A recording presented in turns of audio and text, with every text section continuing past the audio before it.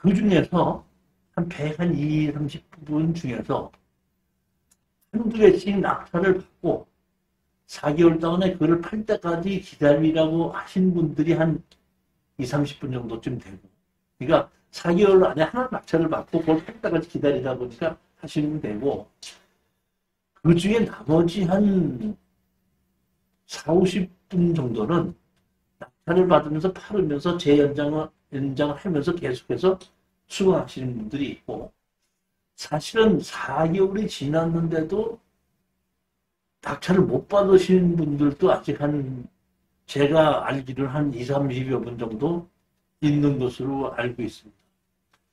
그 중에서, 그 100몇십만 원 중에 1년 동안 한 것 중에서 낙찰을 잘 못 받아가지고 그 잔금 내는 것을 포기한 사람이 한 사람이 있고, 또 한 분은 아직까지 팔지를 못한 분이 한 분 있어도 두 분이 이제 실패를 했다고만 할 수 있는 것인데, 그 중에 그 실패한 것 중에 하나는 보면은 토지 건물 지분으로 4분의 1 지분으로 나왔거든요. 강제 경매로 500만 원 때문에 낙찰을 받아 나왔기 때문에 이것이 500만 원이고 강제 경매이기 때문에 500만 원 갚아서 취해야 될 것이라고 생각하고 입찰에 들어갔는데, 막상 낙찰을 받고 현장에 가서 거기 있는 사람들과 협상을 하려고 가봤더니 식구 전부 다가 약간 좀 이렇게 정신박약의 식구들이 모여서 살고 있고, 왜 그 집으로 왔냐 했더니 다른 집에서 아주 어려운 집에서 살고 있다가 그 땅이 수용되는 바람에 그쪽 택지를 옮겨줘서 지금 새로 지어져서 옮겨왔다. 이렇게 하는 바람에 도저히 그 정신박약자들을 상대로 해가지고 소송을 할 수도 없고 협상을 할 수도 없다 보니까, 그때 제가 알고 있기로는 230만 원 정도를 제가 잔금 내는 걸 포기하신 분이 우리 수강생 중에 한 분이 있었어요. 그 다음에 또 하나는 통영에 이제 낙찰을 받은 것이 있는데, 막상 제가 그 문을 잠고 나서 가보지를 못했는데, 이번에 그 현장 답사 가면서 한번 가봤더니, 문을 따고 들어가 봤더니 쓰레기가 산터름처럼 쌓여. 온 집안에 다. 그래갖고 그 쓰레기만 치워내는데 한 3차례 있잖아요. 그만 치워냈는데도. 그리고 집 자체를 엄청나게 그 내부 자체가 쓰지 못하게끔 만들어져 있어서 그걸 수리해서 팔자니 문제가 있고, 그냥 팔자니 조금 있고, 그래서 그거를 이제 어떻게 팔아야 되냐. 두 건에 대한 것은 지금 조금 좀 문제가 있는데, 그 외에 나머지 분들이 낙찰을 받은 것은 대부분 다 마진이 적으느냐 많느냐의 차이는 있었고, 시간이 빠르냐 조금 더 걸렸느냐의 차이는 있었지만, 대부분 많이 성공을 했기 때문에 저로서는 만족을 해요. 하지만 한편으로 생각하면 이럴 수 있어요. 저는 100개를 추천을 해서 98개를 성공하고 2개를 실패했다, 이런 얘기거든요. 그러니까 저의 입장에서 보면, 야, 2%를 실패하고 98%를 성공했으니까 나는 성공한 게 아니냐, 이거는 내 얘기고, 못 팔린 1개를 낙찰받은 사람은 그게 100%잖아요.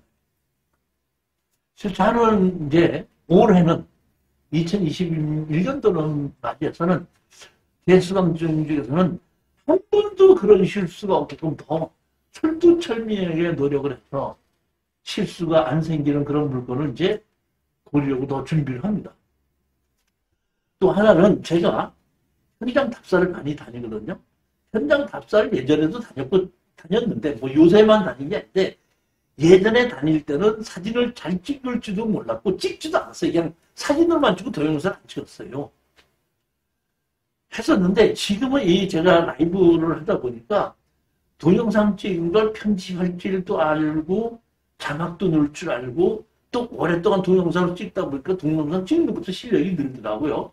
그래서 제가 올해는 3월달 정도서부터는 제가 이 동영상 찍는 거를 완전히 연습하고 편집하고 완전히 한다 그러면은, 이 동영상을 찍은 걸 가지고 동영상을 틀어가면서 권리 분석을 해드릴 그런 거를 한번 좀 강의도 해보려고 준비를 하고 있습니다. 그런데 우리 수강생들 많은 분들이 저한테 그동안 얘기했던 게 뭐냐면 한 번 해서 자기 돈으로 한 개만 해놓고 좋은 물건이 계속 나오는데 팬들까지 기다려야 되다 보니까 너무 시간이 많이 걸린다. 웬만하면 공투를 좀 했으면 어떻겠습니까? 이렇게 해서 2021년도에는 제가 정식으로 공투반을 만들려고 합니다. 제가 법인이 지금 이게 일반 법인이 하나가 있거든요. 근데 일반 법인이 하나가 있는데 지금 제가 다시 만들고 있는 법인이 일반 법인은 그대로 있던 걸 그대로 가고 NPL 법인을 자본금 5억짜리로 제가 지금 만들고 있습니다. 아마 조만간 아마 한 달 이내로 아마 그 NPL 법인도 만들어지게끔 되면 NPL로도 공투를 이제 하는 것도 한번 만들려고 하고 그 다음에 또 하나는 지금 뭘 만들고 있냐면 농업법인을 만들고 있어요. 그러니까 농지인 경우에는 농업법인으로 투자하는 것도 만들려고 합니다. 그래서 세 개를 가지고 투자를 이제 하려고 하는데 법인으로 투자하는 게 좋아요? 개인으로 투자하는 게 좋아요? 지금은 법인이 좋고 개인이 좋아. 못 버는 게 그렇지. 근데 제가 지금 이번에 그 우리 법인으로 낙찰받은 걸 가지고 그 세금을 내보니까 이렇더만 일단 법인으로 낙찰받으면 12%야. 취득세가. 그 다음에 낙찰을 받고 다 정산을 해서 마진이 남는 것에 법인세를 12%를 내도 2억 미만의 이득이 남았을 때. 그 다음에 주택을 가지고 이득이 남았을 때는 별도로 12%를 또 낸다고 그러지. 그러니까 주택을 가지고 하면 일반 마진이 12%고 주택에 대한 마진이 또 10인 게 24%를 내는 거고 취득세까지 하면 36%가 되는 거예요. 이것은 그 최대인데 법인세라는 것은 마진에서 내는 거 아니에요. 그러니까 예를 들어서 내가 집세도 내고 그다음에 월급도 주고 하면 1년에 내가 어떤 거 한 거를 가지고 돈을 1억을 벌었는데 1년 동안 집세 낸 것이 뭐 3천만 원이고 그 다음에 직원 월급 준 것이 뭐 4천만 원이다. 그럼 7천 빠지면 실질적으로 벌은 건 3천만 원밖에 안 되는 거 아니? 3천만 원이 얼마? 12%. 3천만 원의 주택이라고 12%. 그렇게 되는 거거든요. 그러니까 그런 면으로 좀 이익이 되고 그 다음에 원가에 있을 때 우리가 취득세를 12%를 낸다 그랬잖아요. 그러니까 취득세를 낸 것도 원가의 3%이래요. 그러니까 마진에 하다 보니까 그래도 제가 보기에는 물건만 잘 고른다 그러면은 좀 그 법인으로 하는 것이 개인으로 하는 것보다는 좀 더 좋지 않을까 이런 생각을 하고 있습니다. 그러면 어떻게 할 것이냐? 제가 투자를 하는 사람이 아니고 저는 물건을 골라주는 사람이지 않습니까?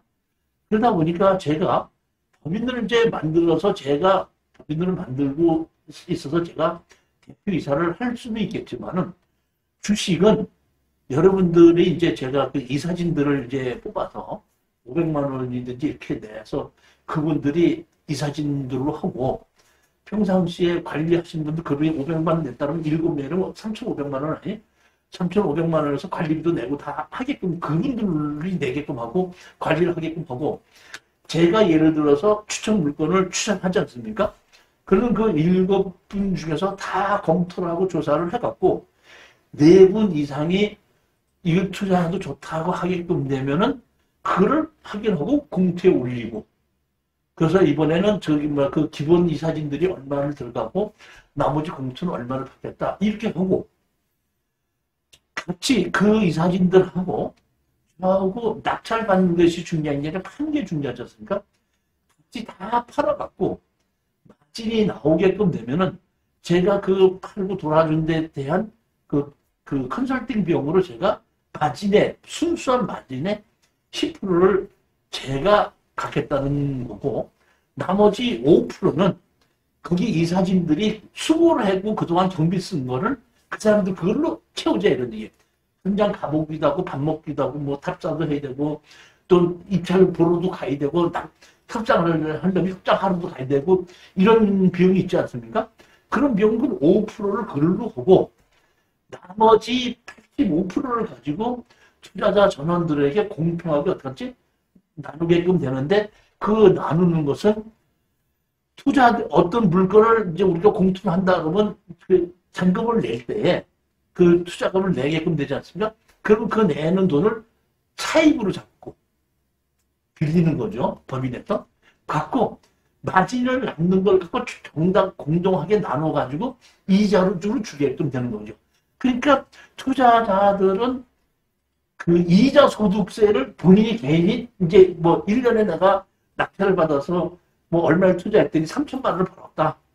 3천만 원을 벌었으면 벌은 것이 뭘로 벌게끔 된 거죠? 이자 소득세인데 이자 소득세에 대한 것을 개인이 또 다시 내야 된다. 이런 방법으로 해서 제가 운영할까 생각합니다. 그 다음에 이제 거기 7명 중에서 총무도 한 2명 두고 회장도 두고 부회장도 두고 7명이 항상 회의를 하는 걸 회의록을 작성해서 나누어 두고 회의가 끝난 다음에는 그 회의에 참석한 들이 다 서명을 하게끔 하고 일단 서명한 사람들로서는 같이 자기가 투자하게끔 된다 해서 얼마에 어떻게 투자한다고 결정했기 때문에 절대로 후회하지 말고 열심히 어떻게 최선을 다하자. 이런 방향으로 해갖고 법인을 3개를 한번 운영해서 공투하는 것을 만들려고 합니다.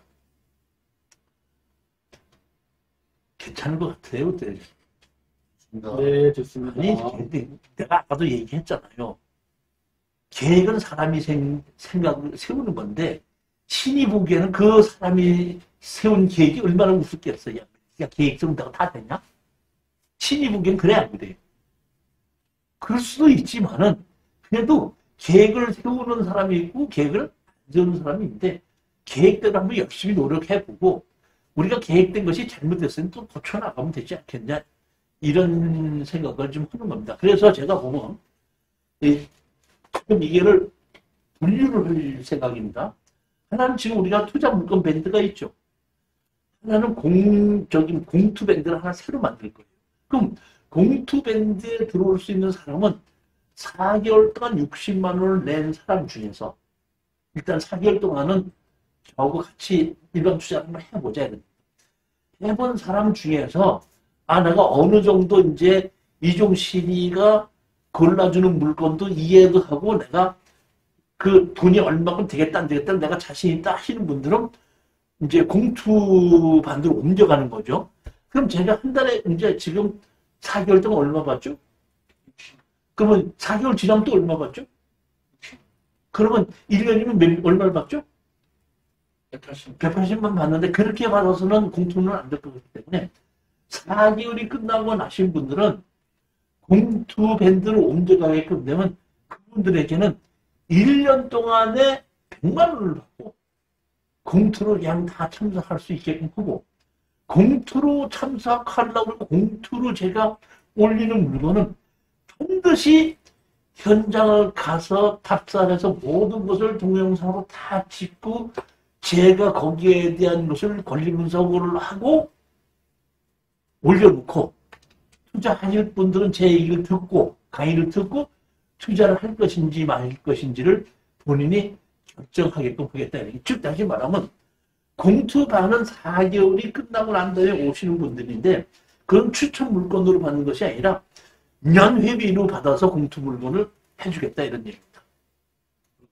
추천 물건 따로 있고 공투 물건 따로 있고 2개로 생기는 거죠. 근데 이제 제가 생각하기에는 대부분의 이제 그거를 인원을 제한을 두려고 그래요. 다시 말하면 추천 물건도 이제 일정 제가 생각하기에는 한 80명에서 100명 선 정도쯤 되면은 더 이상 받지 않고 공투 물건도 반도 제가 보기에는 그 사람이 뭐 일정 이상 되면은 받지 않고 한 사람이 빠져나가면 받는 걸로 해가지고 계속해서 사람을 늘리지는 않겠다는 뜻입니다. 인원을 많이 늘려가지고 제가 그 사람들 수강료를 제가 받는 것을 가지고서는 수익을 올리는 것이 아니라 낙찰을 받은 걸 가지고 가능한 한 팔아서 수익을 올리는 방향으로 좀 바꿔가려고 올해는 그런 방향으로 간다고 그러고 저도 이제 좀 그 나이도 좀 있기 때문에 뭐 모든 사람들이 우리 수강생들이 저한테 제일 많이 선물해 주는 게 뭔지 아세요? 건강식품이요? 홍삼정. 홍삼액은 상당히 많아서 1년 내내 먹었는데, 그러니까 나를 보고, 네가 건강해야지, 나 저기 돈 벌었다지 해줄 거 아니냐. 이제 이런 얘기인데, 강의를 많이 하는 것보다는, 이제 웬만한 강의는 동영상으로 다 돌리게끔 하고, 이제는 추천 물건들은 낙찰 받는 걸로 하고, 낙찰 받고 나면은 우리 낙찰 받은 그 공투 임원들하고 같이 해결하러 다닐 거야. 그렇게 해서 수익을 좀 놓치는 방향으로 그렇게 하려고 생각을 지금 하고 있습니다. 그렇지만 나는 공투 안 하고, 나 혼자서 개인이 혼자서 하겠다 그러면은 공투방으로 오지 않고, 그냥 개인적인 투자, 현재처럼 투자 물건을 하는 것은 그대로 또 할 거거든요. 그대로 할 예정이니까, 본인이 그냥 잘 판단해서 하셔도 아무 문제가 없고, 하여튼 계획은 그렇게 잡아서 하고 있어서, 이 공투방에는 제가 현장 답사를 가서, 이거는 공투를 하면 좋겠다 하는 것은 반드시 동영상 촬영을 해서 공투방에 올리겠다, 이제 이런 거죠. 그리고 그거는 그 실전 투자 물건을 해주는 걸로 한 것이 아니라 그냥 그 회비를 받아서 운영하겠다. 1년에 제가 보면 100만 원 받는다 그러면 한 달에 한 8만 원 꼴 정도 받는 건가요? 8만 원 꼴 정도 받는 건데, 제가 이 공투방에 올리는 물건은 제가 전부 다 100% 현장 답사를 가보는 것이 조건이고, 그 다음에 낙찰을 받으면 뒤처리하는 것도 제가 거의 같이 참석하는 걸 원칙으로 하기 때문에, 제가 보기에는 그런 정도를 제가 수익이, 그러니까 대지가 움직일 수가 있는 경비가 좀 되기 때문에, 제가 한 달을 내가 움직이려고 할 때 기본 경비가 들어가는 게 있지 않습니까? 그런 정도만 들어간다면 그렇게 한번 해볼까, 이런 생각은 하고 있습니다. 그래서 그것이 언제부터 시작할 거냐 그러면, 구정을 지나고 내년 3월 달서부터는 한번 그렇게 해볼까, 이런 생각 중이고, 그 안에 제가 동영상 찍는 거나 그다음에 편집하는 거나 이런 걸 좀 더 열심히 해가지고, 저한테 직접 강의를 듣지 않더라도 편집해 놓은 동영상 올려놓은 것만 봐도 이 물건이 돈이 되겠다 안 되겠다 하는 것을 판별할 수 있을 정도까지 만들어 보려고 그러는데, 지금도 제가 동영상 찍고 편집하면서도 이렇게 느끼는 게, 내가 이걸 좀 더 이렇게 찍어야 되는데, 이렇게 찍어야 되는데, 그래서 많이 좀 고쳐나가고 있는데, 한 몇 달 전보다는 지금 보면 확실히 제가 찍는 것도 편집하는 실력도 좀 늘었는데, 한 2개월만 더 하게끔 되면 더 실력이 좀 더 늘지 않을까, 이런 생각 중입니다. 그 다음에, 잠깐 얘기했는데, 이제 앞으로 이제 보면은, 2월 달서부터는 매월 넷째 주 금요일 날은 현장 답사를 같이 다니는 걸로. 현장 답사, 예전에 현장 답사는 제가 미리 다 가서 조사해보고 거기만 갔었는데, 이제는 그렇지 않고, 한 번도 나도 가보지 않은 물건을 골라갖고, 처음서부터 옆집 가서 물어보고, 이장한테 물어보고, 동해 가서 물어보고, 건축가 가서 물어보고 하는 걸 전부 다 같이 하는 그런 현장 답사를 이제 하려고 하고, 제가 판단하기에는 아직까지 제주도도 상당히 투자 물건이 좋다 이렇게 생각하기 때문에, 두 달에 한 번 정도는 제주도 물건을 답사를 하려고 그러는데, 원래 이제 두 번째, 네 번째 짝수, 첫 번째 금요일 날 갔다가 토요일 날 오는 걸로 이제 계획을 잡았었는데, 이번 만약의 경우에 2월 초에 그것이 안 된다 그러면 둘째 주나 세 번째 주로 바꿔서라도 한번 제주도를 한번 가볼까 생각 중입니다. 코로나만 큰 문제가 아니라면, 그런 생각도 가고, 코로나만 큰 문제가 아니라면 여러분하고 같이 현장 답사를 가서 현장 답사에서 어떤 인식으로 어떻게 조사를 해야지 되는지, 그런 걸 한번 좀 같이 답사를 하는 그런 과정도 늘리려고 합니다. 그러니까 제 얘기는 뭐냐면, 정규 과정은 가능한 한 동영상으로 돌리겠다는 얘기고, 실질적으로 투자와 가서 현장 조사하는 거와 낙찰받고 뒤처리하는 거를 좀 더 강화시키겠다. 이런 얘기고, 그 명수도 뭐 들어오는 사람도 없다 이렇게 얘기하면 할 말이 없겠지만은 어느 정도 그 명수 이상이 된다 그러면 제가 보기에는 이 정도 이상 넘으면 문제가 있다 이렇게 생각할 때는 더 이상 저희가 보면 수강생을 받지 않고, 그러니까 3월 달서부터는 수강생을 딱 받지 않고 그냥 현재에 이제 등록 안 하고 빠져나가는 사람이 있으면 채우고, 그 빠져나가는 사람이 없으면은 다 채우지 않고 그냥 가는 걸로, 그런 방향으로 지금 바꿔 나가려고 합니다. 그러니까 지금은 돈 내는 것이 하나밖에 없었는데 지금 두 개가 되는데, 하나는 추천 물건 강의를 듣는 것이 하나고, 하나는 저기 공투 물건 하는데 저기 회비를 내는 겁니다. 회비를 낸 사람에게만 제가 공투 물건을 설명해주고 추천해주고 낙찰받고 같이 해결해주고, 그런데 공투 반에서 이제 그 법인마다 그 이사진들을 한 7명 정도를 모아가지고 집행하고 낙찰받고 뒤처리하고 하는 것을 이제 같이 한번 해보려고 그렇게 준비 중에 있습니다. 자, 계획은 누가 세운다 그랬죠? hin이 보기에는 그 계획이 우습다, 우습다.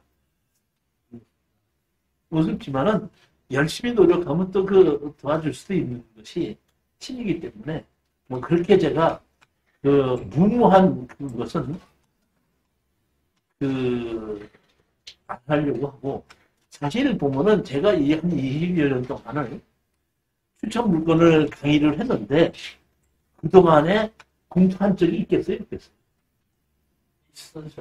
있었지만은 한 번에 걸쳐서 해보게끔 되면 잘 안 되는 것이 있고 잘못되는 것이 있어서 제가 상당히 이렇게 이거 좀 당분간 하지 말아야 되겠다고 해서 다 절제를 했었는데, 이제 이런 식으로 하게끔 되면 큰 문제가 없겠구나 하는 걸 방법을 제 나름대로 이제 만들고 틀을 만드는 겁니다. 다시 말하면 추천 물건을 추천하는 사람이 있고, 그걸 잘 듣고 뒤에서 검토를 하고 내가 실수를 하지 않게끔 하고 확실히 있는 사람들은 검토를 하거든요. 그러니까 지금 보면 우리 한 2년 전서부터 우리 들어오신 분들이 공투하시는 분들이 따로 있잖아요. 그분들은 지금 뭐냐면 내가 추천 물건 하면 자기네들끼리 모여갖고 내가 추천 물건 하는 걸 자기네들끼리 합의를 해요. 그 경험이 그렇게 있다 그래요. 그렇게 해서 그 중에서 처음에 한 1년 동안은 맨날 같이 떨어지고 뭐 잘못하고 그러더니 한 1년 지나고 나서부터 가격도 정확하게 쓰고 입찰에 들어가게끔 되면 돈이 나와. 이번에도 정말 구리 거 하나 2억 3천인가 주고 낙찰을 받았거든요. 그 토지 전체 내가 건물 일부 했는데 건물 일부 한 것을 500만 원 주고 맞춰 샀어요. 그리고 2억 3,800인가 해서 500만 원 주고 사고 2억 3천, 그러니까 2억 4천 얼마가 됐는데 바로 지금 한 6개월 만에 파는 것이 3억 얼마를 받아서 이제 제 법인 갖고 샀거든요. 그래갖고 나보고 이제 뭐 얼마나 하라고 그래. 내가 그 마진이 얼마 남은지도 모르는데 혹시 법인세를 얼마나 뛰냐 했더니 뭐 얼마 남긴다 하면서 별로 안 남았어. 별로 안 남은 게 얼마인데 했더니 1억 1,400 남았다고 그랬더래. 1억 1,400 남았는데 별로 안 남았대. 그럴 정도로 어떤가? 실력이 있고 한 1년만 지나면 내가 추천해준 물건을 가지고 어떻게 하면 돈 번다는 것을 깨닫게 되는 거고 가격도 정확하게 쓰는데 사실 1년 동안 맨날 가서 떨어지고 말았어요. 한 1년 지나고 나니까 정확하게 찍더라. 지금. 그래서 제가 이런 정도로 이제 한 1년 정도 지나신 분들이 이렇게 하다 보니까 저한테 지금 뭐 하게끔 되면 한 1년, 2년, 3, 4년 지나신 분들 몇 분이 있거든요. 그분들을 모시고 이제 같이 이사진들로 해서 제가 추천하는 물건들을 그분들이 검토를 한번 해보고 가격도 얼마를 쓰면 얼마가 남겠다는 것도 검토해보고, 아까도 잠깐 말씀드렸지만은 내가 단독 공차를 했다고 해서 가격 쓴 걸 후회하지 말고 내가 1,000만 원 차이로 떨어졌다고 해도 가격 후회하지 말자. 그러니까 가격을 얼마에 써서 낙찰을 받느냐고 가격을 정확히 결정할 수 있는 것이 그 사람이 어떻게? 경매 고수입니다. 높게 써서 낙찰을 받지 못할 것이 없고 욕심을 내서 낮게 써갖고 어떻게 낙찰을 못 받는 거예요. 낙찰을 받으면서 마진이 남는 가격이 얼마냐.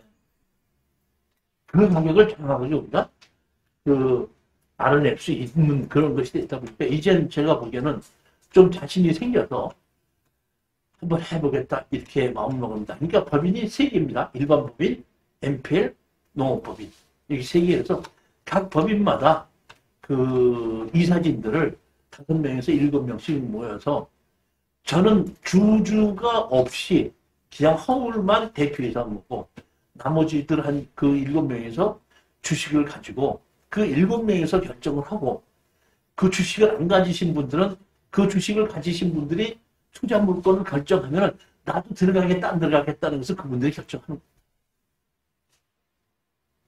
안 사장님 어떻게 되는 거세요? 그건 또 좋다고 얘기만 하냐? 그건 좋다고 생각하지만 말고 우리 나사장님 어떻게 되는 거예요? 투자가 500 정도. 아니 그러니까 그 이사진들이 500을 내는지 700을 내는지는 회장은 뭐 700을 내고 부회장은 600 내고 일반 이사는 500 내는 이렇게 정할 수 있는 거죠. 그렇지만 그 이사진들로 해서 자본금으로 설정을 해갖고 시작하겠다는 그거는.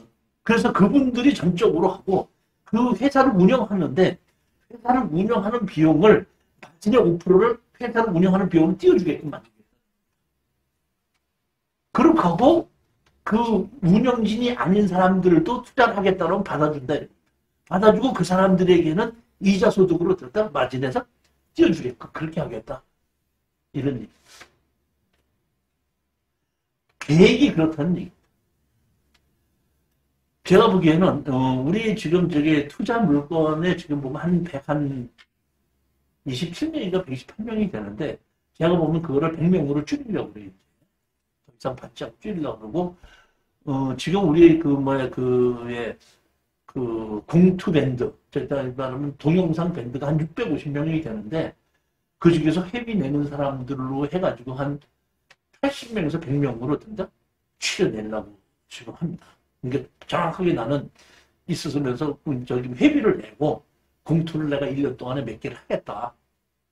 이렇게 하신 분들을 출연해서 약 100명, 100명을 양쪽으로 만들어가지고 공투 밴드와 일반 그 투자 물건으로 해갖고 이끌어 나가고 거기서 그 빠져나가서 사람이 자리가 있을 때는 채우고 자리가 없을 때는 더 채우지 않고 지금 120몇 명이 있는 것은 그 3월 달까지 줄지 않으면은 더 이상 이제는 그 수강생을 받지 않고 줄여나가겠다. 이런 생각을 하고 있어요. 그러니까 무한정으로 받아봐야 제가 그분들에게 돈을 벌 수 있게끔 물건 해줄 수 있는 상태가 아니기 때문에 조금 이제는 이걸 한계를 둬야 되겠다.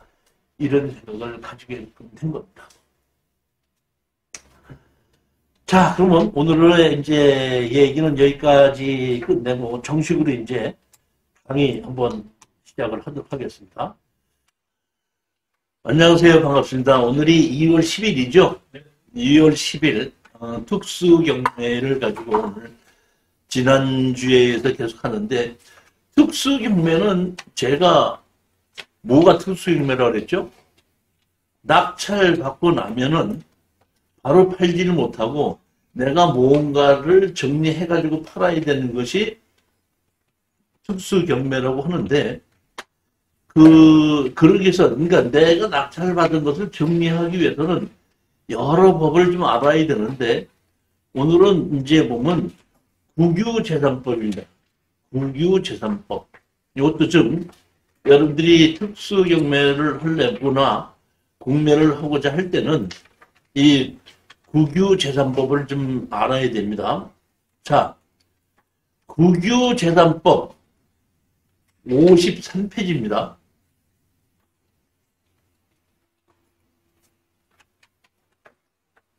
법 제6조 국유재산의 구분과 종류 이렇게 되어 있는데 국유재산은 행정재산과 일반재산으로 나뉘어집니다.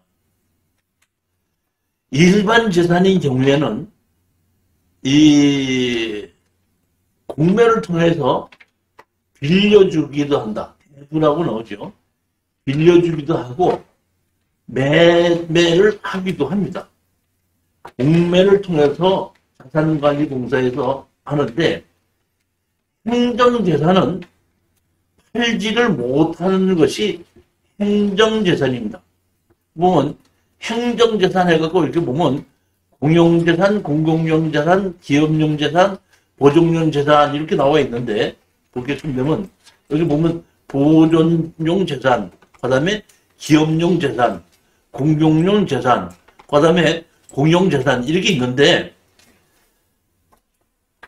크게 얘기하면은 뭐냐면 그 현재 국가에서 사용하고 있는 건물이 있을 수도 있고 땅일 수 있죠. 예. 지금 저기 뭐 교대역 앞에 가면 법원이 있죠. 그 법원이 지금 재판을 하고 쓰죠. 그때는 그 팔지 못하는 걸로 뭐 행정재산으로 분류가 됩니다. 그리고 앞에 길 앞에 사거리 있죠. 불특정 다수인 다 써야 되는 도로죠. 팔지 못하죠. 그게 뭐 행정재산입니다. 한강 팔아야 돼, 팔지 말아야 돼. 그죠? 그건 뭐야? 행정재산입니다. 그러니까 행정재산은 보존해서 지금 사용하고 있는 거기 때문에 빌려주거나 팔지를 못하는 것이 행정재산이고 그 행정재산 이외의 재산은 일반재산으로 나뉘어지는데 일반재산인 경우에는 봤을 때에 뭐 빌려주기도 하고 매매, 분할을 하기도 하고 공매를 통해서 어떤 매매하기도 한다 이런 얘기입니다. 그러니까 크게 국가재산은 행정재산과 일반재산으로 나뉘어지는데 제가 여러분에게 얘기하는 것은 일반재산이 아니라 행정재산은 팔지 못한다 그랬죠. 그런데 이 행정재산도 보게끔 되면 자, 법제 27조 처분의 제한 이렇게 됐죠. 행정재산은 처분하지 못한다. 뭐 한다? 행정재산은 처분하지 못한다. 다만 다음과 교환하는 경우에는 교환하거나 어떤다? 양해할 수 있다. 할 수 있다. 다시 이렇게 되는 겁니다. 근데 자, 법제 몇 조? 40조를 보시겠습니다. 법제 40조 용도 폐지. 중앙관서장은 행정재산이 다음과 그 어느 하나에 해당하는 경우에는 지체 없이 그 용도를 어떤다? 폐지해야 한다 하면은 행정재산이기 때문에 팔지 못하는데 용도 폐지가 되는 경우에는 어떤다? 팔기도 한다는 얘기예요. 우리가 법을 알아야 돼? 돈을 벌어야 돼? 돈을 벌어야죠. 그렇기 때문에 제가 지금 이거를 말씀드리는 건데 뭐냐면 원래 행정재산은 팔지 못하게끔 되는데 그 행정재산 팔지 못하게끔 되어 있는 것이 뭐야? 용도 폐지가 되게끔 되면 어떤다? 팔기도 한다는 얘기입니다.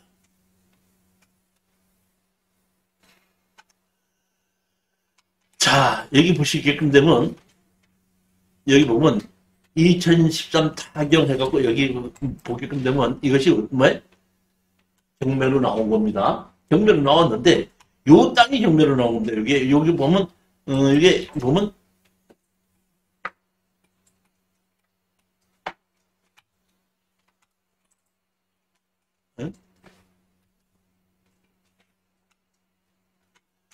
요 땅 254-1이죠. 요 254-1이 경매로 나왔는데 자세히 보게끔 되면 여기 도로가 이렇게 만들어져 있죠. 여기요. 그런데 여기 쪼가리 땅이 이렇게 붙어 있죠. 그렇기 때문에 이 땅은 사실상 여기가 수용이 되면서 여기 쪼가리 땅이 이렇게 돼 있죠. 쪼가리기 때문에 이 땅에서 이 도로로 직접 들어갈 수는 없어요. 그러니까 요 땅 주인의 뭘 받아야 돼? 사용승낙을 받아야 되는 겁니다. 그러면 자 법을 알아야 돼? 돈을 벌어야 돼? 돈을 벌어야 되죠. 자, 그러면 이 얘기는 무슨 얘기예요? 여기 먼저 보면 757-5라는 대지가 있었죠. 네. 대지가 도로를 내면서 수용을 했죠. 그러니까 이거는 도로이기 때문에 아까 무슨 재산이었죠? 행정재산이죠. 도로가 된 행정재산으로 했는데 여기 가장 중요한 것은 요렇게 도로를 만들기 위해서 수용을 할 때에 요 양옆에 쪼가리 땅이 남죠. 요 쪼가리 땅이 남죠. 그럼 이 쪼가리 땅 주인은 이 쪼가리 땅을 써먹을 수가 없을 수 있죠. 그렇게 대부분의 이런 경우에는 도로를 수용하면서 쪼가리 땅이 남는 경우에는 이 쪼가리 땅까지 같이 수용을 해요. 이해하셨죠? 같이 수용을 하고 여기 도로를 만들고 나면은 이 쪼가리 땅이 남죠. 그렇죠? 그러면 도로를 수용하기 위해서는 전부 다가 행정재산에 있는데 도로를 만들고 나서 나머지 쪼가리 땅은 남은 거죠. 그러니까 아까 제가 말씀드렸지 용도 폐기된다 그랬죠. 용도 폐기하는 겁니다. 그러면 그 요 쪼가리 땅은 이제 뭐예요? 행정재산이 아니에요. 그럼 이걸 팔 수 있는데 이럴 때 법이 어떻게 된다면 이렇게 쪼가리 땅으로 남아있는 이 행정재산은 공매로 팔거나 이렇게 팔지 않고 이 쪼가리 땅이니까 반드시 누구한테 팔려면 옆에 땅 주인한테 수익계약으로 팝니다. 이해가셨습니까? 그러니까 옆에 땅 주인한테만 파는데 공매로서 높은 사람은 하지 않고 옆에 땅 주인이 내가 사겠습니다 하면은 그래서 감정평가를 해요. 그 감정평가에서 수익계약으로 판다 이런 얘기입니다. 자, 그러면 여기에 있는 땅 주인은 도로가 여기 생기면서 이 쪼가리 땅이다 보니까 이 땅 주인이 이 쪼가리 땅을 어떻게 한다? 사야지 맹지에서 탈출될 거 아닙니까? 그러니까 등기부 등본을 보게끔 되면은 보면 소유자가 이렇게 보면 평택시였죠. 그 쪼가리 땅이 평택시였잖아요. 평택시였었는데 이것이 이 평택시였던 걸 어떻게 한다? 사를 파는 거예요. 그 옆에 땅 주인한테 어떻게 한다? 파는 겁니다. 팔았는데 이 사람이 자기가 사갖고 이거를 합의를 해야 되는데 이거를 저당을 잡히면서 다른 사람이 잘 모르니까 그거를 어떻게 한다? 자기 땅걸 어떻게 한다? 매매를 하는 걸로 해서 와이프 이름으로 바꿔버리는 거야. 그 쪼가리 땅을. 쪼가리 땅을 바꿔놓고 그 앞에 있는 땅만 정면으로 내놓게끔 한 거예요. 이게 그렇게 된 습관입니다. 무슨 얘기인지 아시겠죠? 그러니까 제가 제 얘기는 이런 얘기입니다. 보면은 우리가 땅을 샀는데 내가 도로에 닿지 않으면 맹지로 될 수가 있는데 그 도로를 만들었을 때에 다시 말하면 국가에서 전부 다 그런다? 땅을 다 썼다가 도로로 쓰고 남는 조가리 땅이 남으면은 그거를 내가 수의계약으로 신청해서 살 수 있다 이런 얘기입니다. 그러니까 맹지에서 탈출할 수 있다는 얘기거든요. 그렇기 때문에 이렇게 다시 말하면 평택시 땅이든지 뭐 국가 땅이든지 이렇게 수용을 해놓은 땅이 쪼가리 땅이 옆에 있으면은 그것을 이용해서 도로를 만들 수 있으니까 그런 맹지는 이 낙찰을 받아서 어떤다? 그 땅을 마저 사면 된다 이런 얘기입니다. 법을 알아야 돼? 돈을 벌어야 돼? 좋습니다. 법을 알아야 되거든요. 아니 그러니까 지금 행정재산이냐 일반 재산이냐가 중요한 것이 아니라 행정재산에서 보면 도로를 만들 때 수용을 하기 때문에 행정재산이 된다. 근데 도로를 만들고 나면은 조가리 땅은 그런다? 용도 폐기된다. 용도 폐기된 조가리 땅은 그 옆에 땅 주인한테 수의계약으로 판다. 이거를 알아라 이런 얘기입니다. 오늘의 이 행정재산의 핵심은 그겁니다.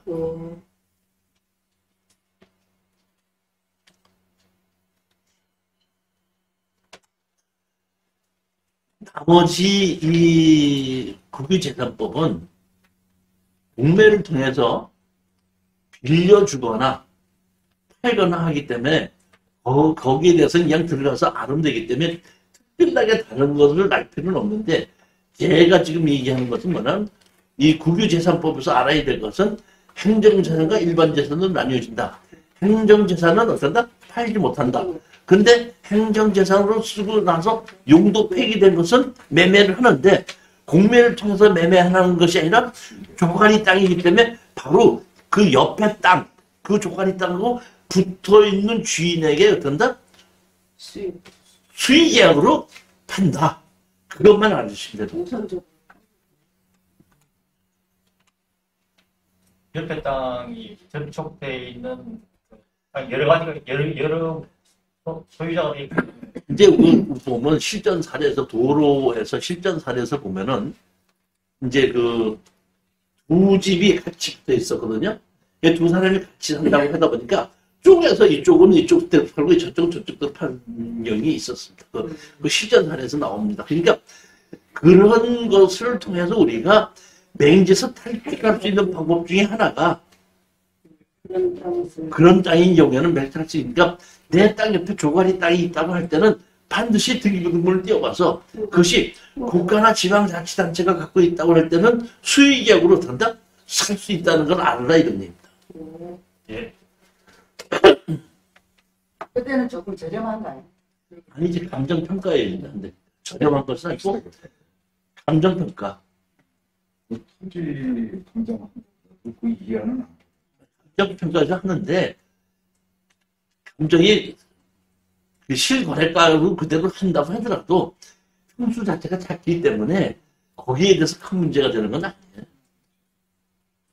저번에 팔라고 용인에서 그 도로들한테 나무 지상도 큰거 배보다 했거든. 못 산다고.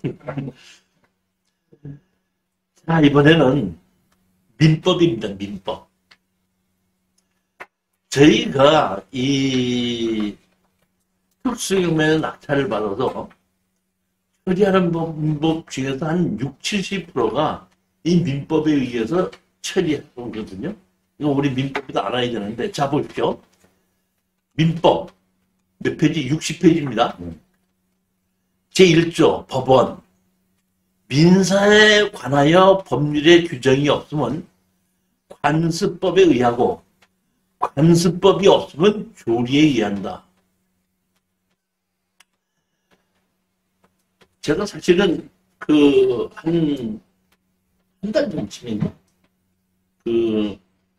대박당권 전원주 그쪽에 가서 내 농지를 막았습니다 해갖고 제가 이제 거기서 이제 해결하는 방법을 얘기해 준 것이 있는데 그게 이제 보면 농사를 지으러 다니는 땅, 지금 농사를 짓는 것은 했을 때 우리 몇천 년 전부터 내려왔던 것은 농사를 짓던 거 아닙니까? 근데 농사를 지으러 다닐 때 자기의 도로가 없어도 농사를 지으러 다닐 때 마고 못 마고 안 먹었었죠. 그러니까 그것은 1년, 몇백 년, 몇천 년 동안 내려온 관습이거든요. 그럼 관습법이라고 얘기를 했더니 관습법이 몇 조 몇 항에 있느냐 이렇게 물어보는 사람이 있는데 관습법이라는 법이 있는 게 아닙니다. 그거는 그냥 관습법이라고 얘기했지 관습에 의한다 이렇게 되는 겁니다. 그러니까 농사를 지으러 다니는 통로는 관습에 의해서 막을 수 없다 이런 얘기입니다. 관습에 의해서 막을 수 없다 이런 얘기이기 때문에 그 관습법 몇 조 몇 항이 어디에 있느냐 관습법을 보려면 어디서 봐야 되느냐 이렇게 물어보시는 분이 있는 거는 좀 잘못된 거라는 얘기입니다. 그냥 관습이라는 얘기입니다. 그 다음에 그러니까 민사에 관하여 법률의 규정이 없으면 관습에 의하고 관습이 없으면 뭐야? 교리에 의한다. 사람이 살면서 이 민법이 상당히 중요한 겁니다. 사람이 살면서 이해관계에 부딪히면서 다투는 적이 있다 없다. 그렇죠. 여러 가지로 많다 보니까 거기에 대해서 그거를 이런 식으로 된다? 정리한다고 만들어 놓은 것이 민법이란 말이에요. 그게 민법이거든요. 그러니까 우리는 민법도 정확하게 알고 그 다음에 관습에 관한 것도 알아야 되고 조리에 관한 것도 우리는 알자 이런 얘기입니다. 자, 관습법이란 그래서 제가 여기다가 이렇게 정리해놓고 조리란 그냥 조리라는 얘기는 상식이라는 얘기죠. 상식. 자, 농사를 경작하기 위한 출입에 관한 관습법 사례 있습니다. 여기 보면 피고인 벌금 뭐한다? 50만 원에 어떤다? 한다. 범죄 사실.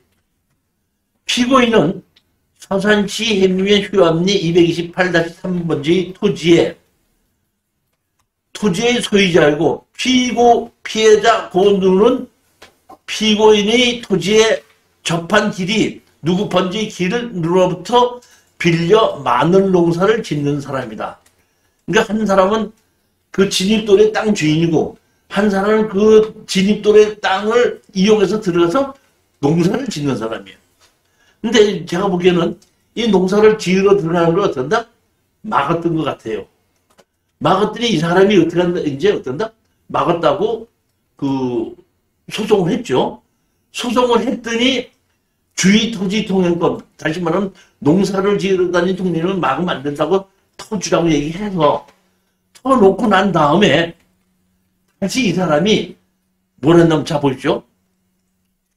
피고인 흥과 서로 인정한 토지의 토지는 본질의 등의 문제로 보면 먼저 소송했던 문제로 감정이 좋지 않았을 뿐만 아니라 2016년 대전지방법도 피고인 소유의 미 토지의 즉 사건 토지에 비하여 누구에게 주의 토지 통행권이 있음을 확인하는 내용의 피소 판결을 받았다.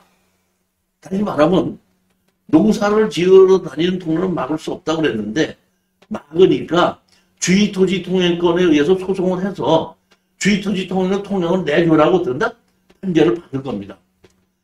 받았는데 선고 받았다. 그러던 중 그렇게 받던 중 피고인은 이 사건 토지에 배수로를 설치한다는 명목으로 고랑을 판 후 이 사건 뒤에 높이 약 1.3m, 너비가 15cm 이럴 정도로 토사를 쌓음으로써 트럭트를 비롯한 농기의 출입이 불가능하도록 하였다. 이로써 피고인은 위력으로 피해자의 마늘 경작 업무를 방해하였다.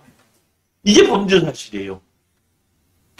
그러다 보니까 이 범죄 사실에 의해서 다시 말하면 처음에 주의 토지 통행권은 민법인데 민법에 의해서 판결을 받았는데 또 그 다음에 또 막다 보니까 이번에는 뭐 형법으로 다스려서 벌금 50만 원에 처한다 이렇게 돼 있다 이런 얘기입니다. 지금도 보면 제가 아까 이렇게 오는데 이제 대박이 전원주에서 이제 거기 올려놨다 보면 거기 이제 그 질문이 많이 오는 건데 거기 질문 온 것 중에서 나보고 이렇게 답변을 해줄 수 있느냐 이렇게 이제 온 것이 있는데 여기서 오해하지 마실 것은 뭐냐면 농사를 지으러 다니는 통로는 막을 수 없다는 얘기는 그냥 왔다 갔다 하게끔 하라는 얘기거든요.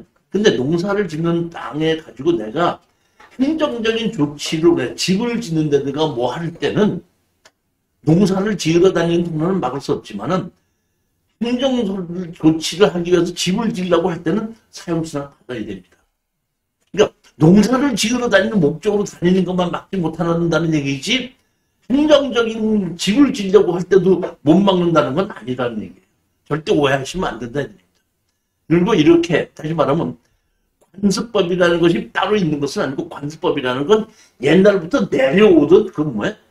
동이라는 겁니다. 그대로. 그러니까 법이 따로 있는 건 아니다. 관습이다 이런 얘기입니다. 관습. 또 다시 한번 말씀드리는데 농사를 지으러 다니는 통로는 막을 수 없다. 그러면 이걸 가지고 경찰이나 어디를 가요. 누가 막았다고. 그러면 경찰은 농지법의 관습법보다는 민법을 알아. 아니 경찰은 민법을 알지 관습법은 몰라요. 그러니까 막 쓴다 그러면 이렇게 얘기해. 자기 땅 자기가 막는 걸 갖고 내가 어떻게 그걸 해결해 줄까 이렇게 얘기를 하거든요. 그렇기 때문에 그렇게 그 경찰한테 막았다 해서 경찰한테 얘기를 하는 것이 아니라 이런 관습을 아는 것은 다시 말하면 군청이나 구청의 농지과 직원들은 이런 경우가 많거든. 그때 그 사람들은 알아요. 그럼 그 사람들한테 가서 얘기하면은, 아, 이건 농사를 다니는 동료는 관습에 의해서 막지를 못하게 됐으니까 더 주십시오. 이거 얘기를 한다 이런 얘기입니다. 행정. 근데 이제, 어떤 사람이 또 문자가 왔더라고. 그래서 내가 그 농지 담당한테 얘기를 했더니 농지 담당도 어떡한다? 모르고, 그 민법에서 막을 수 있는데 어떡하냐고 이렇게 얘기하는데 저는 어떻게 하면 좋습니까? 이렇게 다시 물어봤어. 그래서 내가 뭐라고 얘기했냐면은, 그러면 그 밑에 그 새로운 사람은 잘 모르니까 그 농지의 책임자급에 가서 얘기하면은 그 사람은 알 거다. 그러니까 그 농지를 그 신입 사람들은 뭐 잘 모르다 보니까 민법에 의해서 막는 걸 갖고 내가 어떻게 막지 말라고 얘기했습니까? 이럴 수도 있다 이런 얘기. 그러니까 농지 쪽에서 경험이 많은 사람들은 농집의 관습에 의해서 농사를 지으러 다니는 통로는 막을 수 없구나 이제 이렇게 얘기를 하는데 또 그 우리 저기 어디야 저기 삼평대를 갈 때 이제 그 어떤 사람이 막았나 봐. 막으니까 이제 그 사람이 왜 막았냐고 틀라고 그랬대. 이제 거기 막은 사람은 한 사람이고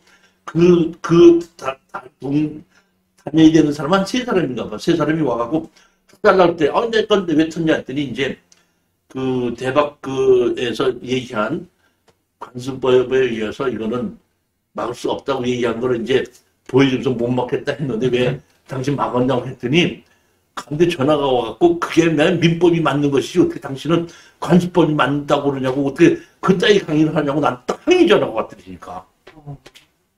불평이 나니까.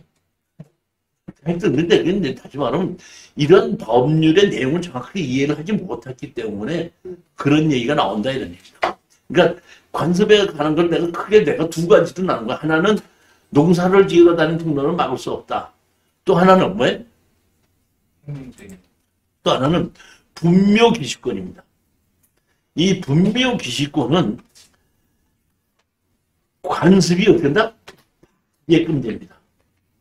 그러니까 다시 말하면 남의 땅에다가 산소를 썼는데 땅 주인이 바뀌더라도 관습에 의해서 그 산소의 분묘기시권을 주인이 바뀌더라도 그대로 들어간다. 우리가 그 땅을 산소를 그대로 사용할 수 있다는 것이 뭐예요? 관습이잖아요. 그런데 예전에는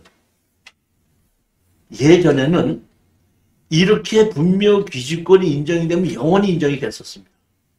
그렇기 때문에 산소를 없애지 않을 수 없기 때문에 산소 주인과 합의를 써야 되는데 이제 그 김대중 정부에서 이 장사에 관한 법률을 새로 만들면서 이거 앞으로 이 법을 가지고 그대로 내비로 두게끔 되면은 대한민국이 산소를 이제 너무 많이 늘어나겠다 싶다 보니까 이 관습에 대한 것은 그대로 다시 말하면 분묘기시권을 인정한다. 인정을 하지만은 기준은 줘야 된다는 걸로 또 바뀌게끔 됩니다. 여기 보면 이러한 산소와 이런 산소가 두 개가 있는 강원도에 있는 땅을 누가 산 겁니다. 근데 이 산소가 있다 보니까 이 산소 주인에게 어떻게 한다?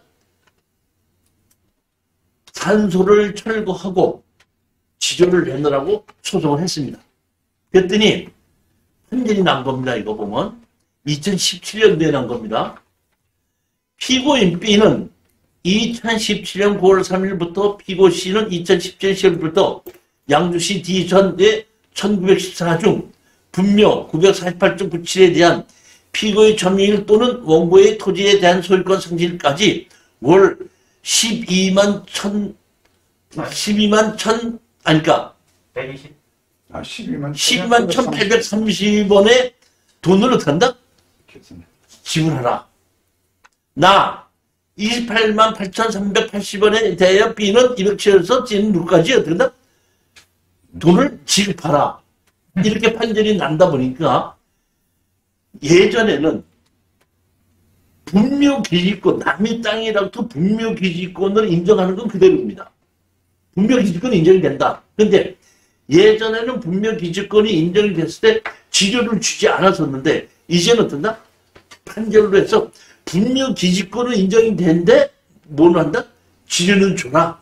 이렇게 판결이 바뀌어서 가능한 한 이 정부의 정책은 뭐냐면 가능한 한 이 산소 때문에 뭐냐면 나는 오늘 효율적으로 사용하지 못하는 게 많은 것을 산소로 들었는데 이제 오래된 산소는 없애는 방향으로 가기 위해서 어떤다?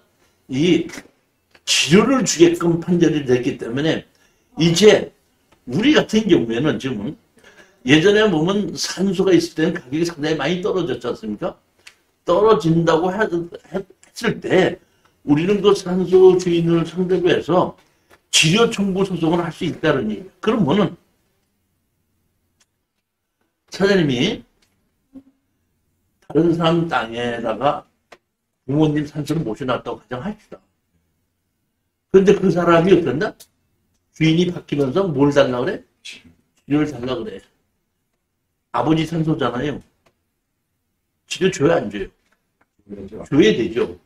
그러면 사장님이 살아계실 때는 치료를 주시면은 사장님이 돌아가시면 손자가 할아버지 치료 줘야 돼, 안 줘야 돼? 그때까지 어떻게 말해요? 그렇죠. 그렇기 때문에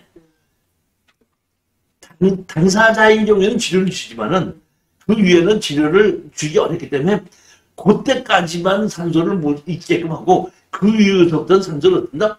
없애게끔 하겠다는 것이 지금 정부의 정책이기 때문에 산소가 있다고 하더라도 무조건 사라는 건 아니고 가격이 떨어졌을 때는 투자해볼 만하다 이런 말씀을 드리는 겁니다. 근데 장사법 생기기 이전에 있는 거예요.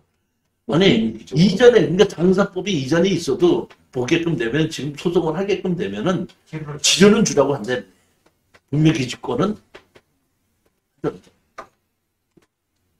원래 동물기준권은 치료를 청구하지 않는다고 처음에 그러니까 제가 우리 교재에 보면은 예전에 그 이전의 거는 치료를 청구한 건데 치료도 주지 않고 그대로 인정한다 이것이 판결이 났었는데 그 교재 보면 다 나와요. 그 이후의 거는 어떤다? 치료를 주라고 판결이 이제 바뀌기 시작합니다.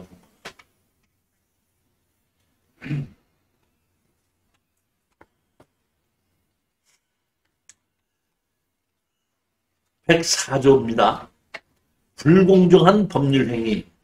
치료를 안 주게 것도 치료를 안 주게끔 되면은 그 분명 기지권이 없어지고 강제로 들은다 그 산소를 이전시킬 수 있습니다. 2년인가 그렇죠. 그러니까 2년 이상 치료를 주지 않았을 때는 분명 기지권 자체가 없어져 버립니다.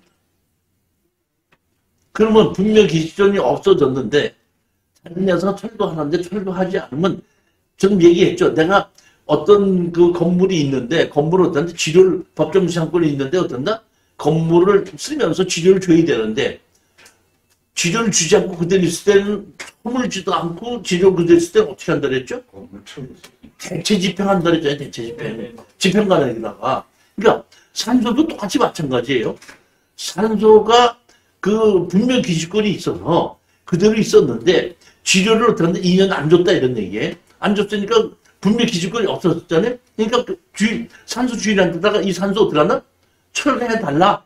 근데 철거해주지 않습니까? 그러면 분명 기지권이 없는데 이거 철거하지 않으니까 대체 집행하게 해주십시오 하고 한번 판단이 판결을 내려주면은 그러면 집행관이 가서 그 산소 없앨 수 있다 이런 겁니다. 대체 집행할 수 있다.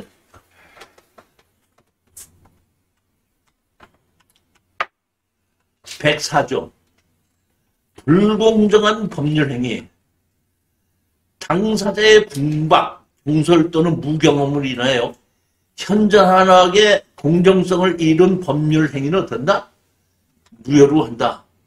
예를 들어서 제가 다른 사람한테는 등록금을 6개월에 4개월에 60만 원 받으면서 우리 최 사장님 내가 만만하게 보니까 다른 사람 다 하고 500만 원이 이렇게 얘기하고 걔가 했다 이런 얘기예요. 예를 들어서. 그러면 나중에 봤더니 당사 얼마씩 했어? 60만 원 했는데 혼자서 얼마 했어? 500만 원 했어. 불공정한데 이거 돌려달라. 정식으로 계약을 쓰고 돈을 줬어도 이건 불공정하게 했지 않냐 이건. 돌려달라 이런 요구를 할 수가 있다는 겁니다. 민법에 의해서. 106조 사실인 관습. 법령준 선량한 품속 사회 질서에 관계없는 규정과 다른 관습이 있는 경우에는 당사자 의사가 명확하지 않은 때는 그 관습에 의한다. 162제가 아주 중요한 겁니다. 이거 많이 써먹는 겁니다. 채권, 재산권의 얼마? 소멸시효. 채권은 10년간 행사하지 않으면 소멸시효가 완성된다. 제가 최사님한테 돈을 빌려. 얼마? 100만 원. 그리고 10년 동안 버티면 소멸시효 된다, 안 된다? 중간에 제출 안 하면 되죠. 그러니까 다시 말하면 달라고 얘기했으면 그때부터 다시 10년입니다. 근데 말로 달라고 했으니까 근거가 남아 안 남아? 안 남죠. 그러니까 나는 그런 쪽 듣는 쪽 없는데 이름은 할 수가 없기 때문에 그런 근거로 된다? 남겨둬야 된다는 얘기죠. 근데 재촉을 안 잡고 가만히 있으면 어떡한다? 10년이면 소멸된다. 채권 및 소유권 이외의 재산권은 20년간 행사하지 않은 소멸시효가 완성된다. 이게 우리가 보면은 소멸시효라고 그래서 남의 땅을 20년 이상 점유하고 사용하고 있으면 소멸시효가 완성된다. 이렇게 되는 건데 이게 심어놓으면 등기해야지 된다는 겁니다. 소멸시효는 일단 완성이 된다 이런 얘기입니다.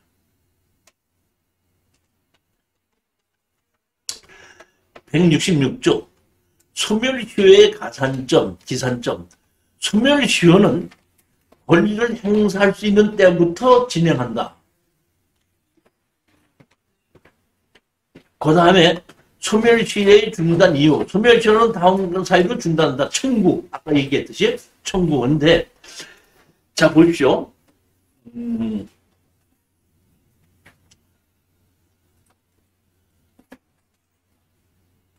압류 또는 가압류 가처분.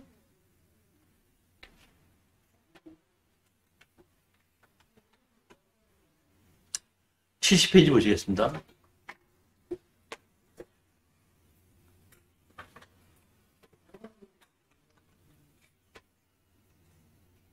나는 어디 누가 이렇게 씩씩한 사람이 드러났더니 가만히 봤더니 나님이시네. 요새는 마스크를 써가지고 금방 오더라. 얼굴을 얼떨떨 잘 못 알아보겠어요. 본인한테 그 인사해도 모르겠으니 휙 지나가니까 인사는 옆에 두분 치고 여기 소멸시효 있는데 요를 잠깐 얘기했고 공소시효라고 있죠 우리가. 공소시효. 다른 거 말고 제가 이 얘기하는 건 뭐냐면 건축법에 의해서 공소시효입니다. 그러면 건축법에 의해서 공소시효면 자 보십시오.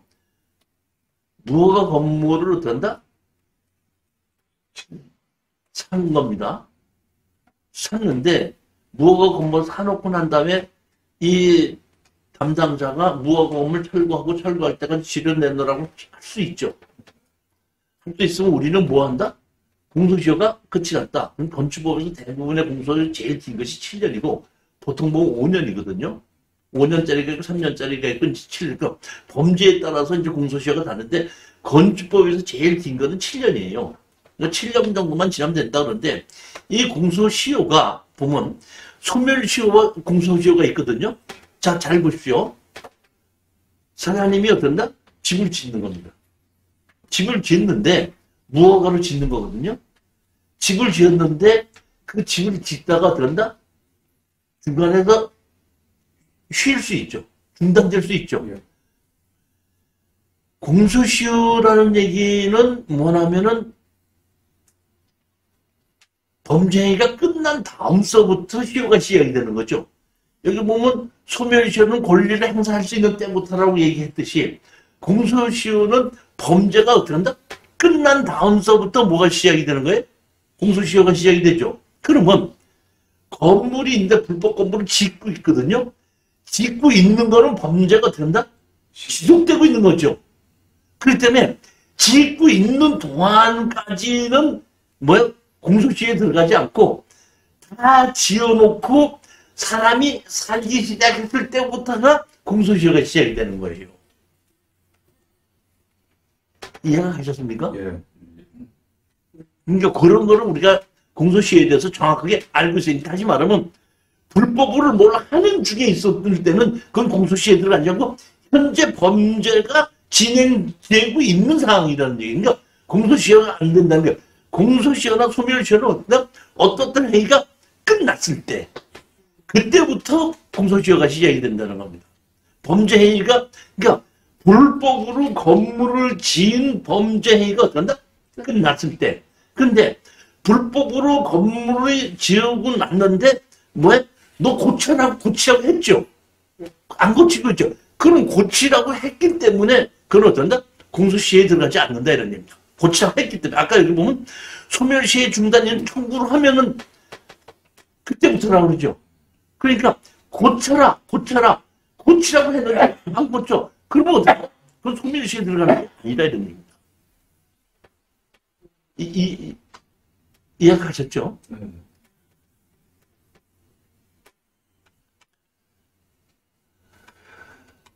자, 다시 70회 보면 선순위 가등기 제책기관에 의한 가등기 말소 청구해갖고 여기 압류해가지고 경매를 집어넣었죠. 예.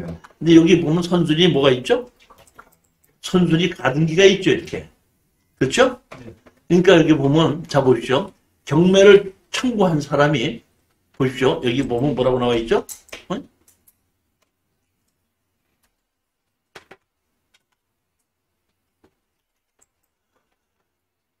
제척기간 도로에 올한 가등기 말소 청구권 해갖고 어떤 건물에 가등기를 처해 있다 보니까 내가 그거를 된다 경매를 신청해서 내가 그 돈을 회수하려고 할 때 가등기가 있으면은 안 사다 보니까 경매로 집어넣기 전에 어떻게 한다? 저기에는 제척기간 도로에 의해서 그 가등기 어떤다? 말소를 시켜놓고 그 다음에 경매를 신청하는 것이 여기 나와 있지 않습니까? 근데 이렇게 이거는 똑똑한 사람이 있을 때에 채권자가 이렇게 신청을 한 겁니다.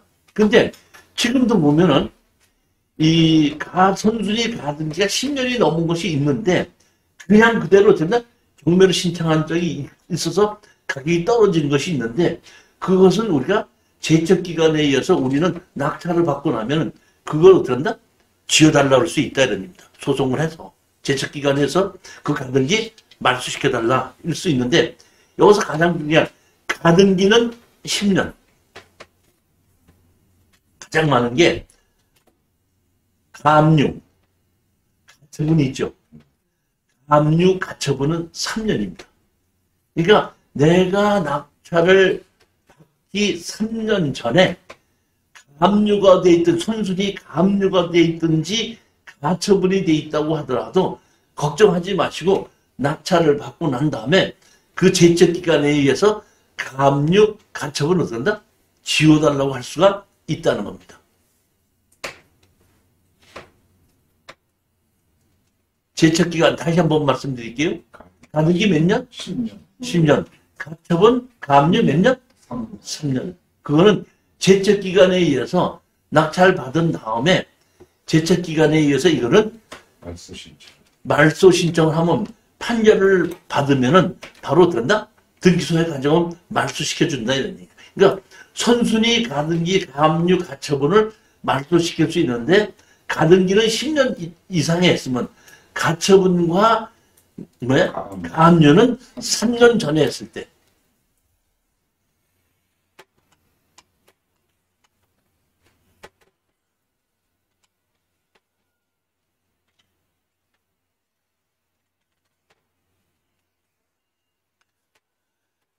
(187조) 보면 등기를 유하지 아니하는 부동산 물건 취득, 상속, 공용진수, 판결, 경매, 기타 법률의 규정에 의한 부동산에 관한 물건의 취득은 등기를 유하지 아니한다. 그러나 등기를 하지 아니면 이를 처분하지 못한다. 다시 말하면 사장님이 재산을 많이 갖고 계시지 않습니까? 그러면 돌아가셨더라도 사장님에 관한 재산을 자식들이 상속 등기를 하지 않아도 그건 그냥 자동으로 자식 거가 된다는 겁니다. 등기는 하지 않아도. 근데 단 뭐냐면 그거는 등기를 하지 않아도 자기 거가 되긴 되는데 팔려면은 자기 이름으로 등기를 해서 팔아야 되는 거죠. 다시 말하면 우리가 이게 보면 경매로 낙찰을 받았지 않습니까? 낙찰을 받고 나면 제가 잔금을 내죠. 잔금을 냈으면은 내가 등기를 하지 않아도 내 거예요. 근데 내가 팔려면 어떤다? 등기를 해야지 팔 수가 있다는 얘기죠. 그 얘기를 하는 겁니다. 소련말 같이. 응? 한국말이 아니라 소련말. 소련 말이? 이런 말을 갖고 어떻게 알아듣겠어.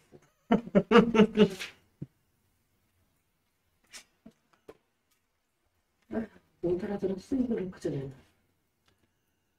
194조 간접점유, 지상권, 전세권, 질권, 사용대차, 임대차, 임차 기타의 관계로 타인으로 하여금 물건을 점유하게 한 자는 간접으로 점유권이 있다. 이 간접 점유권에 의해서 가장 많이 하는 것이 유치권입니다. 유치권에 의해서 본인이 아니라 다른 사람을 시켜서 어떤다? 대행해서 점유를 시킬 수 있다는 얘기입니다. 그러니까 내가 어떤 그 건물을 내가 낙찰을 공사를 해갖고 돈을 받을 게 있는데 내가 그거를 계속 유치하고 거기서 있을 수 없다 보니까 다른 사람 일당쟁이를 사갖고 당신 거기서 어떤다? 지키고 있으십시오 해갖고 간접으로 어떤다? 점유할 수 있다는 겁니다. 점유권의 양도. 점유권의 양도는 점유물의 인도로 그 효력이 생긴다. 점유권도 어떤다? 양도할 수 있다 이런 얘기입니다.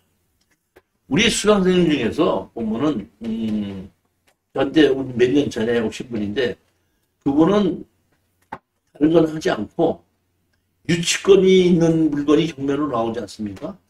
그럼 거기 가서 유치권을 다 자세히 보고 그 유치권만 어떤다? 양도를 받아요. 다 조사를 해보고. 그러니까 뭐 10억일 수 있고 5억일 수 있고 1억도 있을 수 있고 뭐 있는데 유치권이 있는 경매 물건만 나오면은 그 유치권 있는 경매 물건만 있는 데를 찾아가서 유치권과 점유 상태를 다 보고 당신 유치권 지금 10억에 신청해놓고 있는데 당신 이거 이길지도 모르고 질지도 모르고 뭐 하니까 나한테 그냥 이렇게 팔래? 그럼 내가 살게 해가지고 그분은 유치권만 사러 다녀갖고 자기가 유치권 이길 수 있다는 자신이 생기게 되면 뭐죠? 그걸 사가지고 어떤다? 점유권은 양도 받는다, 유치권은. 양도 받아가지고 어떤다? 낙찰자한테 대항해서 그 유치권의 돈만큼을 받아가시는 것을 그걸 직업으로 하시는 분도 있었습니다.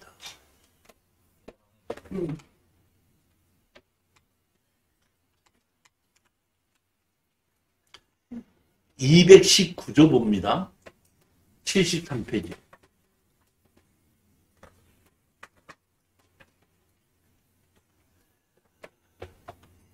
주의 토지 통행권. 어느 토지와 공로 사이에 그 토지의 용도에 필요한 통로가 없는 경우에 그 토지 소유자는 주위의 토지를 통행 또는 통로로 하지 아니하면 공로에 출입할 수 없거나 과다한 비용을 요하는 때는 그 주위의 토지를 통행할 수 있고 필요한 경우에는 통로를 개설할 수 있다.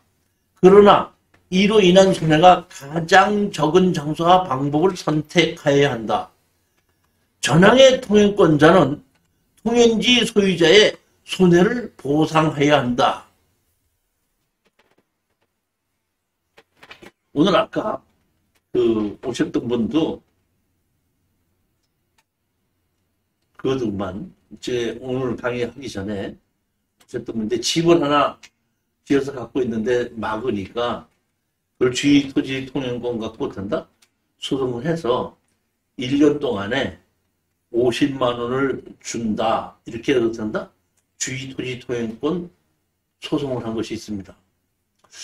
이 도로 중에서 현황도로 가지고 가장 어려운 것이 어떤 때는 주의 토지 통행권이고 어떤 때는 현황도로예요. 현황도로와 주의 토지 통행권의 차이점이 뭐예요? 주의토지 통행권은 한 사람이 사용을 할 때 자기가 통로를 이용했을 때 통로가 없을 때 내라고 하는 거고, 현황도로는 다수의 교통수가 이용을 할 수 있을 때 현황도로라고 합니다. 그렇죠. 그 정확하게 아십니다. 다시 말하면 한 가구만 이용하기 위해서 도로는 뭐냐면 주의토지 통행권입니다. 그럼 언제 주의토지 통행권을 인정하느냐 이런 얘기거든요. 다시 말하면 아무것도 없는 땅에 내가 주의토지 통행권에 의해서 된다? 들어가게 해달라는 얘기는 안 됩니다. 다시 말하면 주의토지 통행권은 판사님이 언제 인정하냐면은 막기 전서부터 통행하고 있었다는 것이 입증이 했을 때, 막기 전서부터. 다시 말하면 내가 어떤 집을 지어서 옛날 주인하고 또는 가깝기 때문에 내가 집을 지어서 다니게 했는데 아무 문제가 없었다 이런 얘기예요. 근데 어떻게 한다? 그 앞에 땅 주인이 바뀌었다 이런 얘기예요. 그러니까 어떻게 한다? 막을 수도 있지 않습니까? 막았을 때, 그러니까 이미 막기 전에 어떻게 한다? 다니고 있었죠. 다니고 있었기 때문에 그걸 가지고 어떻게 한다? 주의토지 통행권을 인정한다는 뜻이거든요. 보면 다시 말하면 생땅의 주의토지 통행권을 인정한다는 것은 없습니다. 그러니까 막기 전서부터 이미 다니고 있었다는 것을 주의토지 통행권 인정하는데, 이번에 저기 부산에서도 우리 수강생 한 분이 땅을 샀는데 그 앞에 있는 그 땅 주인이 사실 철조망 쳐서 막았어요. 막아갖고 저한테 어떻게 하면 좋겠습니까? 해갖고 변호사를 사서 주의토지 통행권으로 든다 소송을 해라 했는데, 제가 봤더니 72년도서부터 현황도로로 썼던 사진이 있더라고. 항공사진이 있더라고. 그래서 내가 5년 단위로 사진을, 항공사진을 찍어도 된다? 변호사한테 갖다 줬고, 그 변호사가 그걸 줄여서 이렇게 70몇 년도서부터 현재까지 어떤다? 도로를 쓰지 않았느냐. 그러니까 주의토지 통행권이 있지 않느냐 해갖고 그 막았던 걸 어떤다? 판결에서 탔습니다. 보면. 그러니까 주의토지 통행권은 막기 전서부터 사용하고 있다는 것이 입증이 되어야 된다는 얘기입니다. 두 번째, 주의토지 통행권 인정을 받기 위해서 두 번째는 뭐냐면 다른 쪽으로 다닐 수 있는 길이 없어야 됩니다. 그러니까 다른 쪽으로도 다닐 수 있는 길이 있으면, 옛날에도 보면 한 집이 있는데 이쪽 길도 있었고 이쪽 길도 두 길이 있었다 이러면 이쪽 길 주인이 막았다 하더라도 옛날부터 다니긴 다녔었는데 그걸 막았다 해도 다른 쪽으로 다니는 길이 있지 않습니까? 그러면 주의토지 통행도 인정하지 않습니다. 그러니까 주의토지 통행권은 그 통로 아니면 다닐 수 없을 때, 그 다음에 막기 전부터 다니고 있었을 때, 그 다음에 지존을 어떻게 한다? 줘야 된다. 감정평가사에 의해서 그 땅이 몇 평이고 가격 얼마 되니까 그것이 1년에 어떻게 한다? 사용료가 얼마 됩니다 하고 감정평가하면 그 감정평가 돈을 줬을 때고, 아까도 말씀드렸듯이 2년 동안을 그 치료를 주지 않으면 하면은 그 주의토지 통행권 없어지고 막아도 됩니다. 220조입니다. 분할, 일부 양도와 주의토지 통행권. 내가 땅이 이렇게 있는데, 분할을 하면서 하나는 도로 옆에 붙어 있고 하나는 어떻게 한다? 도로 옆에 붙지 않아 있는 땅이 있을 수 있죠. 이때 분할에 의해서 도로에 접하지 못할 때는, 그때는 일단 그 도로에 붙여줄 수 있는 주의토지 통행권이 있다 이런 얘기입니다. 자, 보시겠습니다.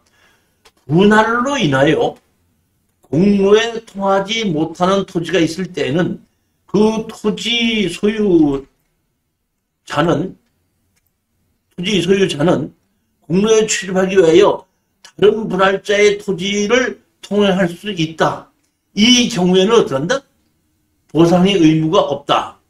전항의 규정은 소유자가 그 토지의 일부를 양도한 경우에 준용한다. 다시 말하면 분할을 하는 바람에 어떤다? 토지가 맹지가 된 경우에는, 그러면은 그 도로에 붙어 있는 땅이 통로로 들어간다? 내줄 수 있다. 이런 얘기인데, 여기서 보면은 219조나 220조에서 가장 중요한 것은 무슨 얘기냐면 통로를 내주라고 했지 건축법상 도로를 내주라고 하지는 않았거든요. 그렇죠?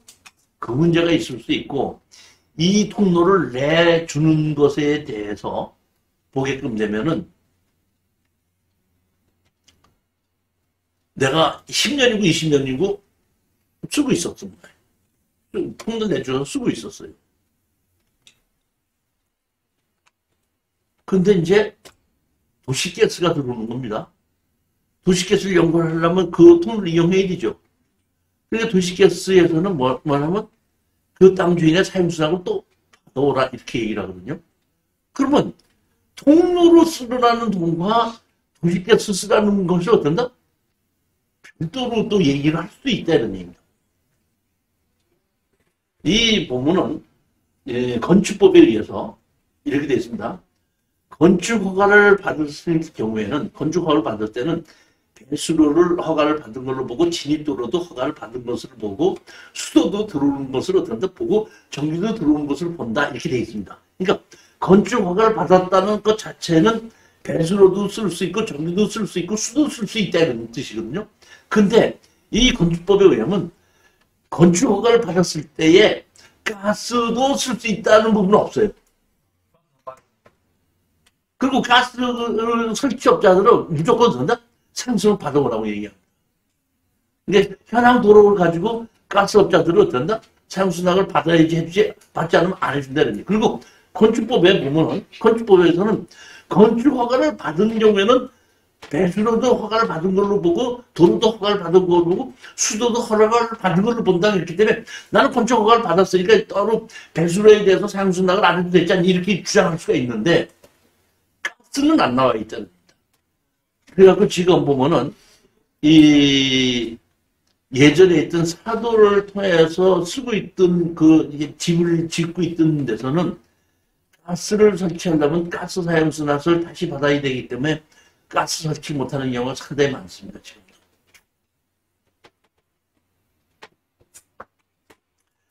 (242조입니다)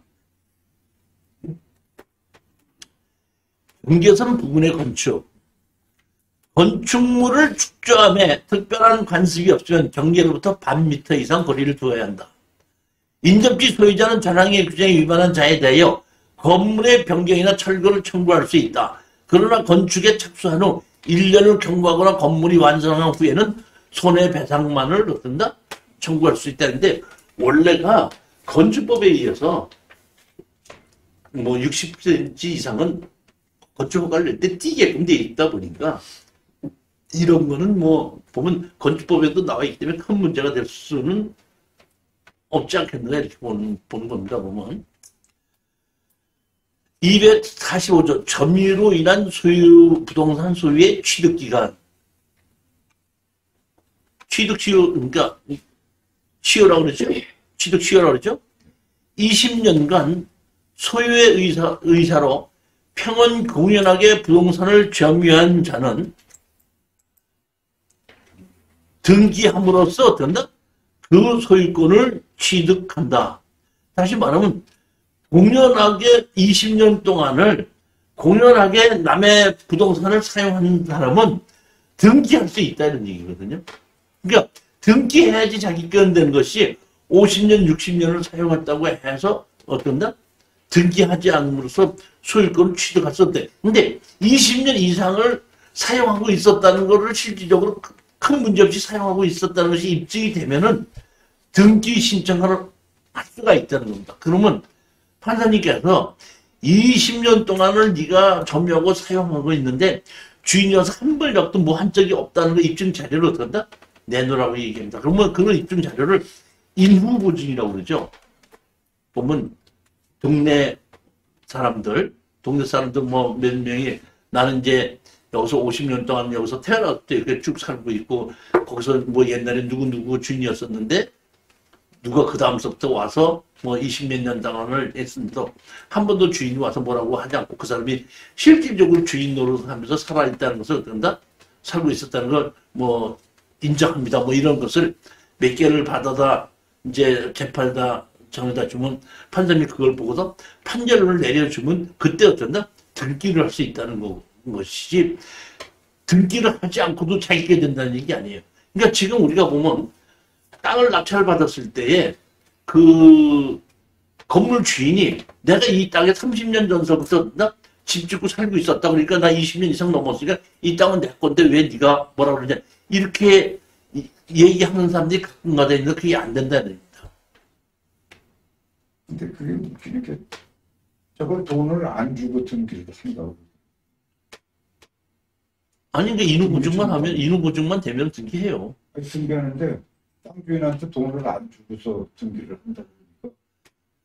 땅 주인한테 당연히 돈 안 주고 하는 거죠. 그럼 땅 주인한테 돈 주고 등기하는 거는 뭐 하려고 법에다 만들어놔. 그건 당연한 얘기지. 밥 먹으면 배부르고 술 먹으면 취한다는 당연한 얘기죠. 근데 땅 주인은 없는 거 아니고 땅 뺏기니까. 땅 뺏기는지 자기 땅인지도 모르고 있는 거야, 그 사람은. 그런 땅도 많아요. 자기 땅인지도 몰라요. 그러니까 아버지가 얘기 안 하시고 돌아가시고 자기 땅인지 몰라요. 돈 안 줘서 등기한다 그러니까 그게 좀 그렇더라고. 한자리 생기는 거. 20년 10분 쉬었다 싶다. 20년